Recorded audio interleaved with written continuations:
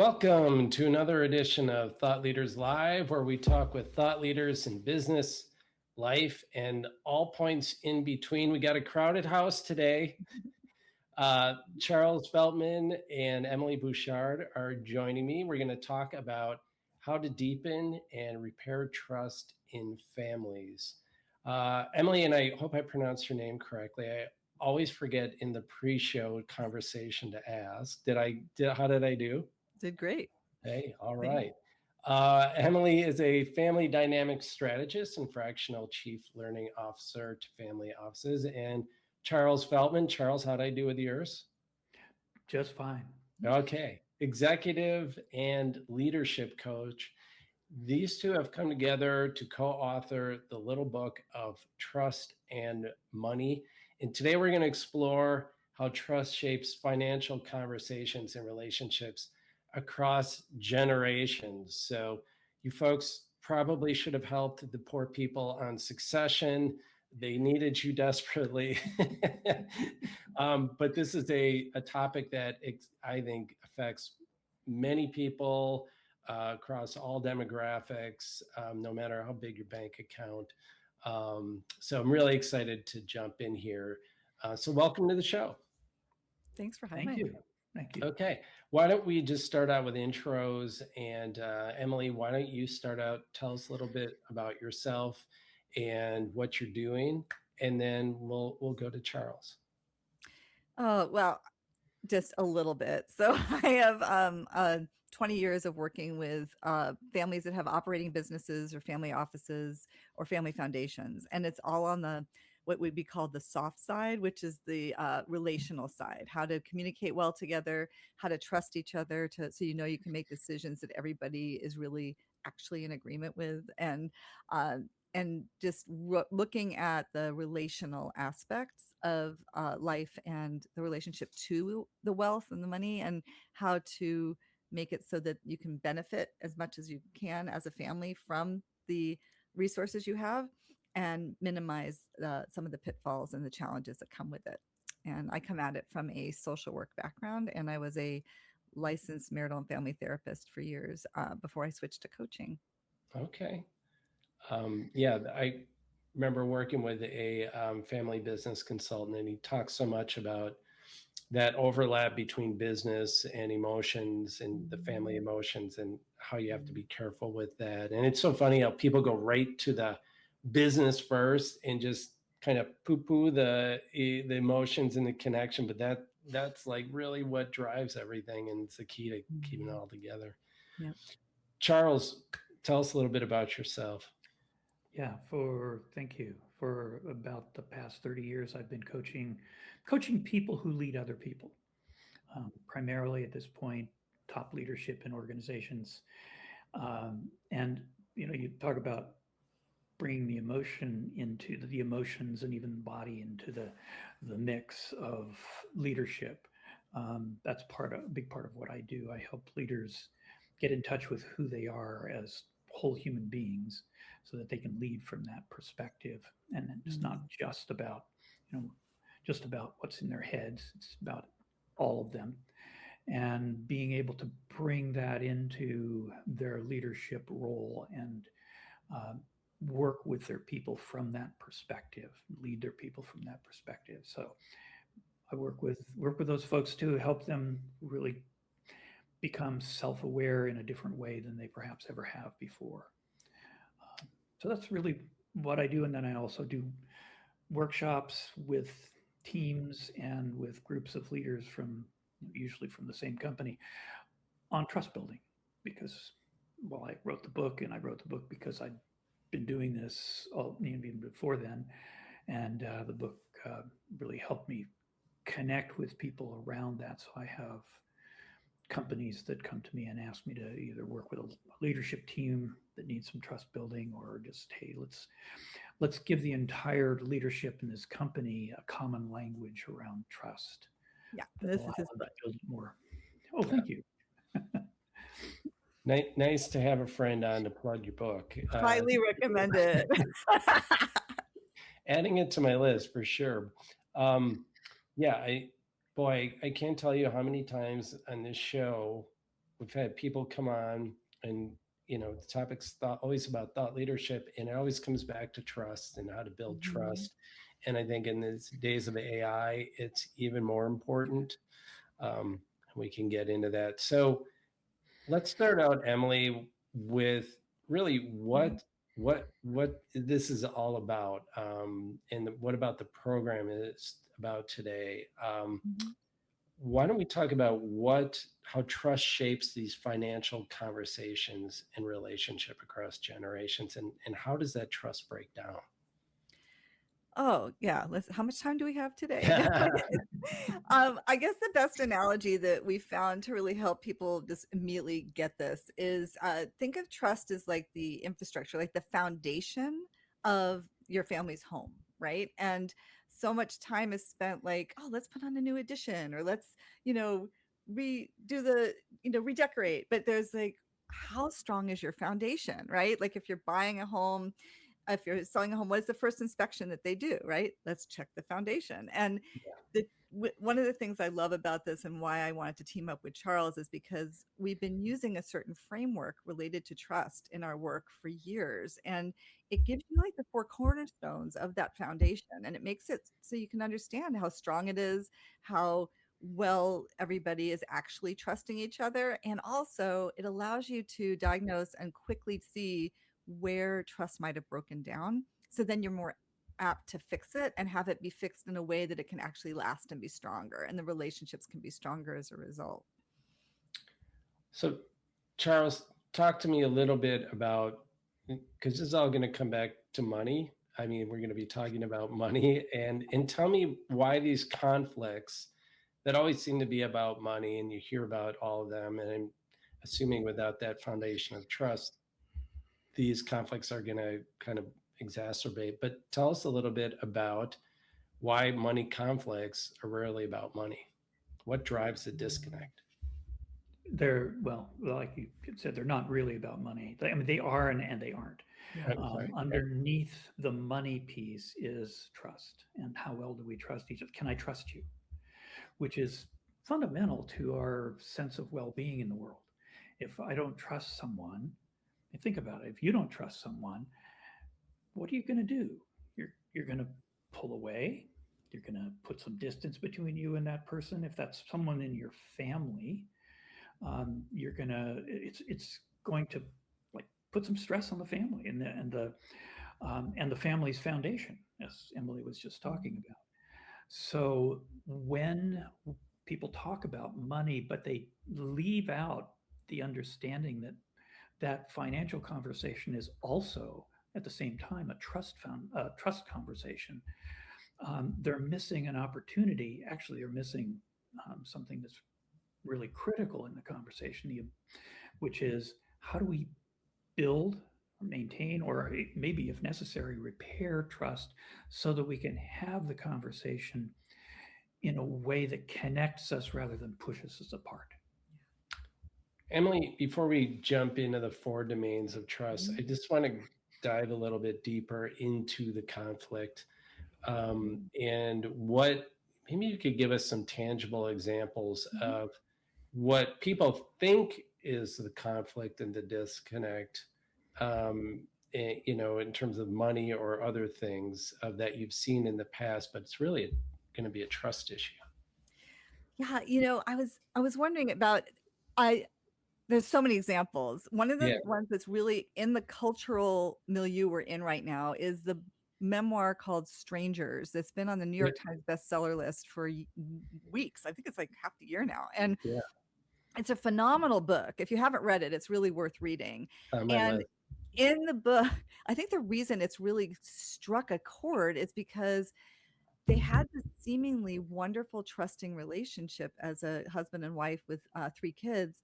And then it was like all of a sudden, the husband switched on a dime, and that suddenly there wasn't any trust, and he left and said he was done. And the prenup ended up being a weaponized aspect of their separation and divorce. And one of the things that she does, Belle Burden, when she wrote this book, is she really dove into how she allowed this to happen. And she is an attorney.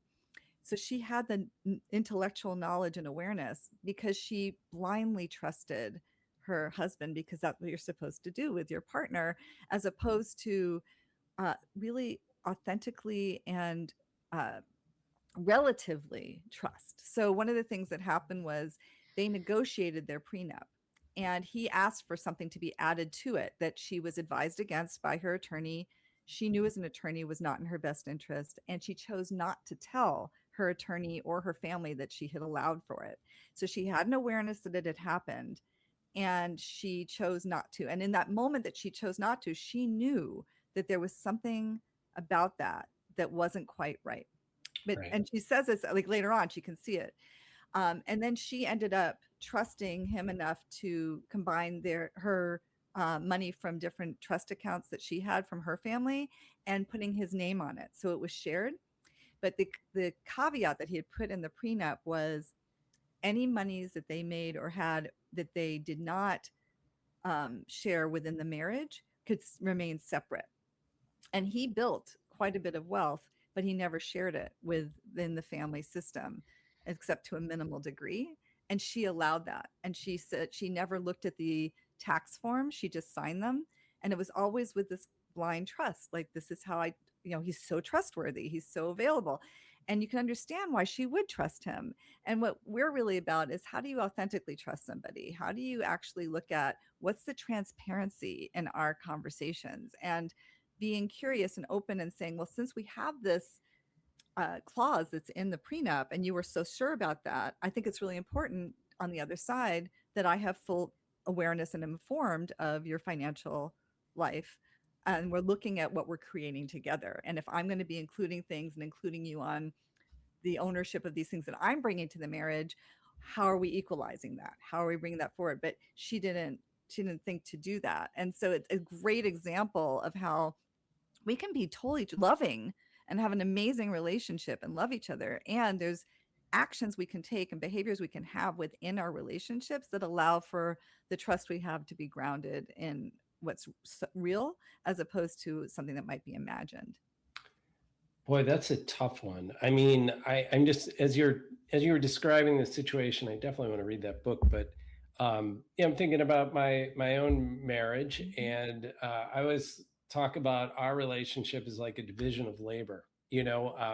My wife is like health guru, dives deep in all the health matters. I can't remember what the heck the kids are allergic to, and she is like all there. And then I kind of run the finances and handle all that. We collaborate, we tell each other, but there is a degree of trust to what we do. And I don't know if, a lot of that, like what they went through, I mean, that's pretty complicated stuff, but there is that you rely on somebody to make those calls without having to do the research on them. So I guess coming over to you, Charles, talk to me about the 4 domains of trust then, and how you can trust somebody without having to become an expert to know what you're looking for when they're being dishonest. Yeah. So first I want to say that one of the things that's really important, and one of the things that I think was contributed to the situation in that book, Strangers, is this idea that many of us have, that trust is either all or nothing. Yeah. In other words, I completely trust you, or I don't trust you at all.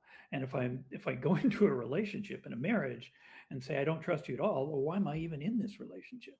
So I'm going to flip to the other side and say I could trust you completely. And I'm not going to even think about any ways that I might distrust you. And that fits with this idea that trust is some monolithic thing. But what we do in our work is we take that big sort of amorphous word and break it down into 4 domains in which we think about and make assessments about another person's trustworthiness. And they're doing the same with us. They use those same 4 ways of thinking about how trustworthy we are.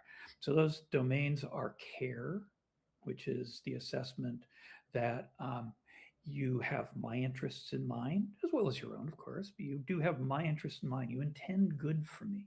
You have my back. The word that researchers who, academics who research trust in all those different domains that they do, the word that they often use is benevolence. But we use care because it's just easier. So there's the domain of care. There's the domain of sincerity, which is essentially a combination of honesty and integrity.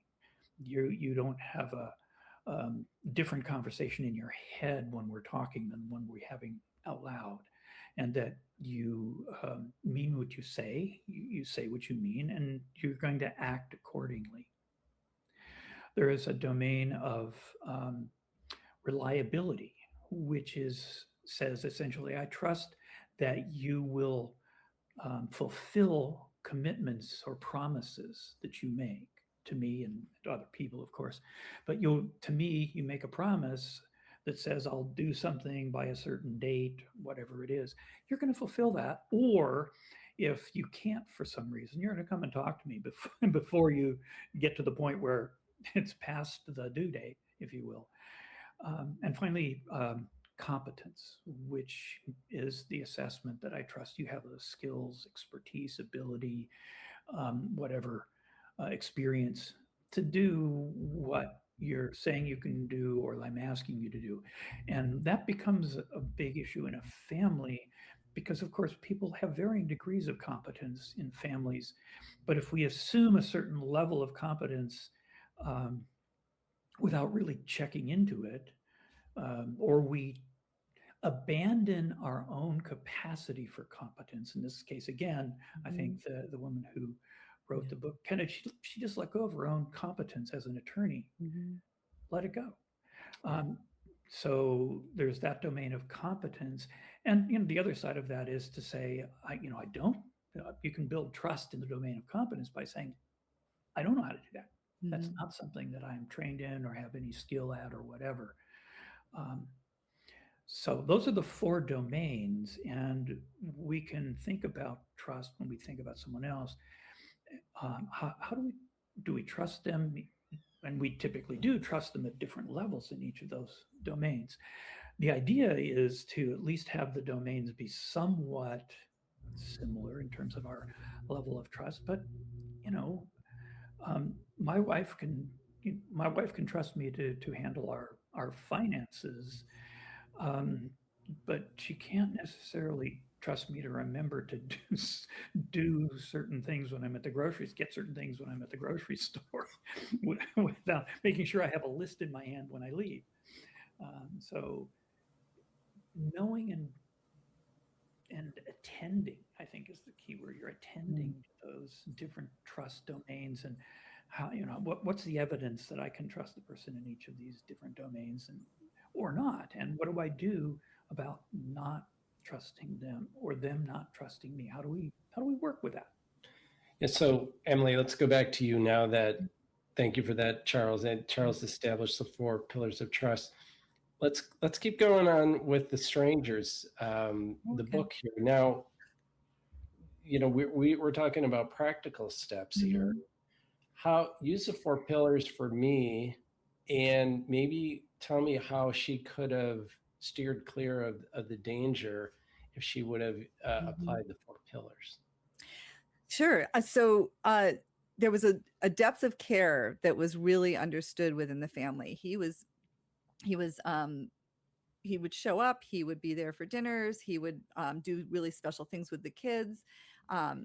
And as he started to become more successful and doing more work in his field, which was in the financial world, he started to be home less and less, and he would spend more time away and more time with other people. And she started to notice that some of his behaviors, some of his actions were a little bit different than what it had been before. And it was just a little bit. And at the time, she's like, oh, he's working hard, he's providing for us. Like, she had really good reasons for why she could explain it away.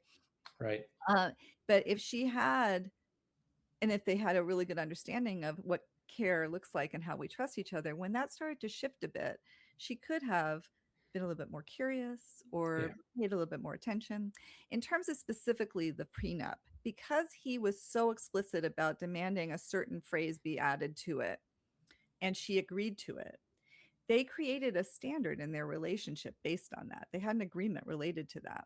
And with that could have been we need to have clear transparency with each other about our financial lives before we make significant decisions where either of us pooling resources that we're bringing to the relationship. If we're going to have this clause in the prenup and I'm willing to do that, I need to have this. So it's kind of like instead of just accepting something, right? Because sometimes that when Charles talked about the promise, we go into detail in the book around oftentimes there's this sense of I either can agree to a request or I can disagree, or I can say no, like I can decline or accept. She accepted it, but she didn't counteroffer. She didn't say, well, if we're going to have this, which is a big ask, and I'm open to it because I love you and I care about you, I need to have this as well. And they could have had that kind of negotiation. And then the actions that she could have taken were to be reliable in whenever, they could look at it quarterly, they could look at it when they were doing their taxes once a year, going through the taxes. What were we actually declaring? What was, and kind of do an assessment in terms of the family, in terms of what are we bringing together and what are we keeping separate and why? And so that there could have been a more transparent way of relating. So that's the sincerity part. Like, are you actually saying what's so, or am I just presuming it? And is there a reliable way that we are assessing what the actual reality is around our finances over time in our marriage? So that's how you can use the 4 from my perspective. And Charles may have things to add too. Well, I think I don't want to try and diagnose what was going on with the author of the book, but I've seen this in other situations where similar situations where, again, goes back to the either I trust you or I don't.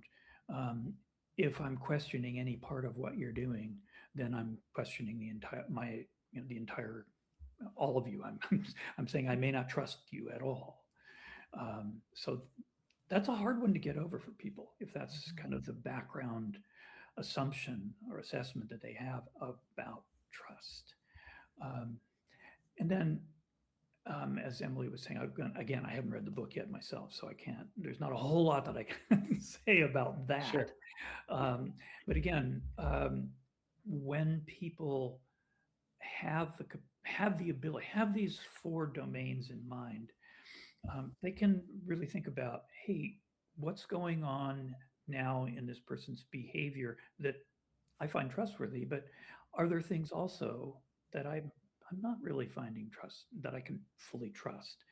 And what do I need to do about that? Well, if we have a shared language, if I can come to you and say, I'll use a simple one, reliability. You've told me a couple of times now that you're going to do X, and you haven't done it yet. You were going to do it remember, you were going to do it by a month ago, and then you were going to do it by 2 weeks ago, and here we are now today, and you still haven't done it. What's going on?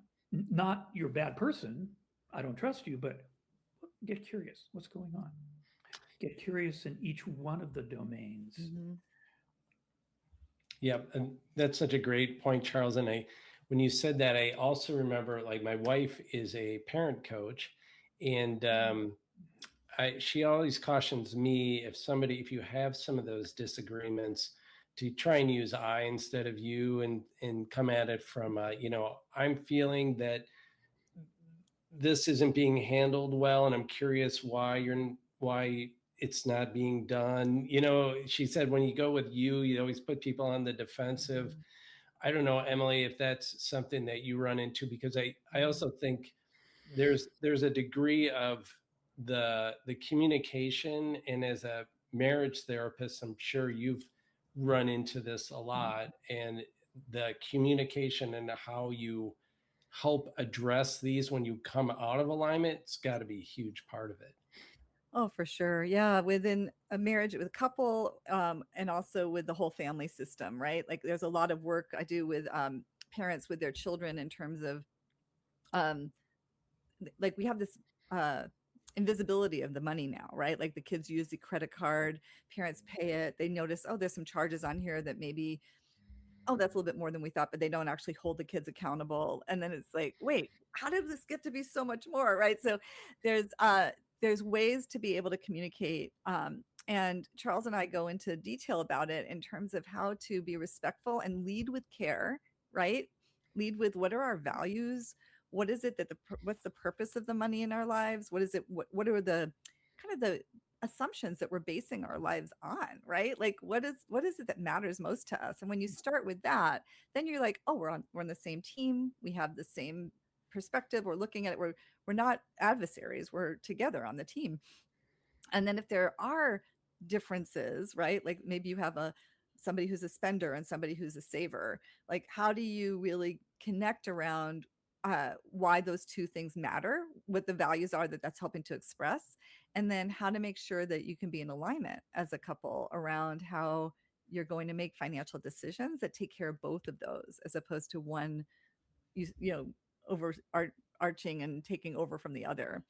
So I start with that. And then, yes, certainly your wife's right on, like taking personal responsibility and accountability for your part, sharing things from your perspective as opposed to accusatory, but then also looking at how to hold people accountable and looking at this question of, I want to trust you.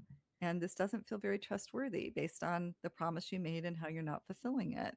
And let's look at this and see what we can learn together and what needs to change, so that it's like a curiosity you bring to it, and also an honesty and that transparency about this isn't actually working for me, as opposed to, oh no, I don't want to upset them by saying this or something. And Charles, you've worked with nearly for years, decades, working with executives. And how do you, I mean, I'm sure a lot of this applies to the corporate world as well. Do you apply this with your clients as well? Absolutely. Yeah. Often I'll have a client I'm coaching come to me with what may appear to be to them a communication issue, or, oh, that person's not being accountable and I need to hold them accountable and blah, blah, blah, blah. But underneath that, there's an issue of trust. And so helping them reveal that for themselves so they understand really what's going on for them. And then what is it that they don't trust? And how can they remedy it from that perspective? And again, going back to how do we have a conversation with somebody around rebuilding trust when it's been damaged? So that's kind of one of the fundamental pieces that I often work with people around is that. And I want to say one more thing too, that's kind of pursuant to the conversation that we've in the last couple of minutes. The I statements and keeping it focused on me is important, and since trust is such a sort of fundamental issue for us, I mean, if we're not trusted, we don't. If we believe that somebody doesn't trust us, it puts us in a very precarious position, right? A lot can be at stake, so it's big stakes. Sticking to observable behaviors, even getting out of the I feel and rather moving to this is what I see happening. These are the behaviors that I'm noticing. Not even I feel that, but rather you did this, you said that. Takes a lot of the barrier of, oh, wow, I'm being attacked here because he feels such and such, or she feels such and such. I think that's important both in the business world and certainly in the family. We all have families, and so we've kind of been through that in that respect. But it's very important to be able to do that. Yeah, and I think ultimately, like when my wife said that to me, I was like, oh my God,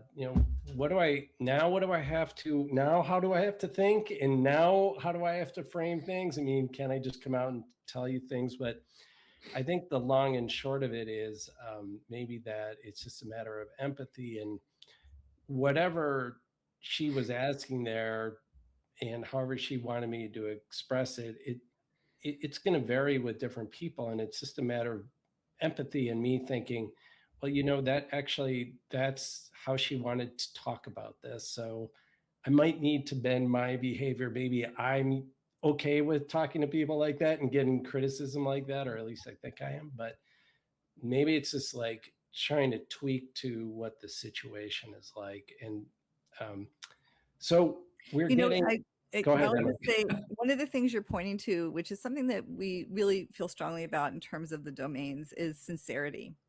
So if you take some sort of prescriptive way of talking because you have to, but it doesn't actually come from a sincere place because you're actually like tweaked out about having to do it a certain way, right? It's like, I'm being controlled because I have to do it this way.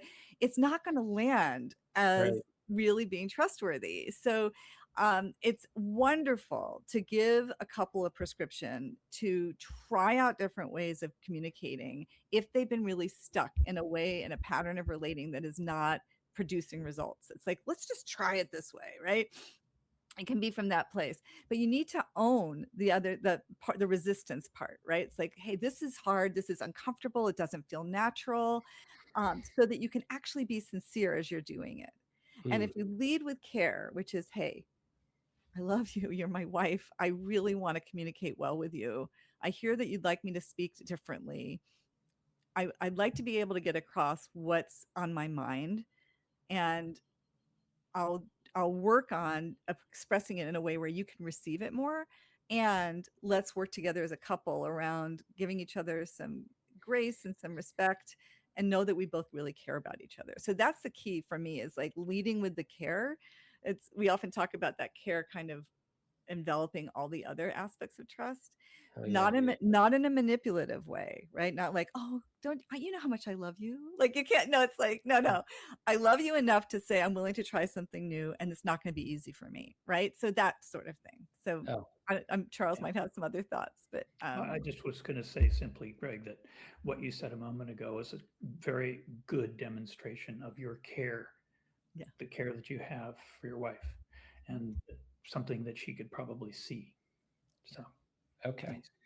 nice. One of my God-given talents is the ability to take a topic and redirect it entirely to me. I don't know how this turned into a therapy session for me, but thank you for the free half hour for it.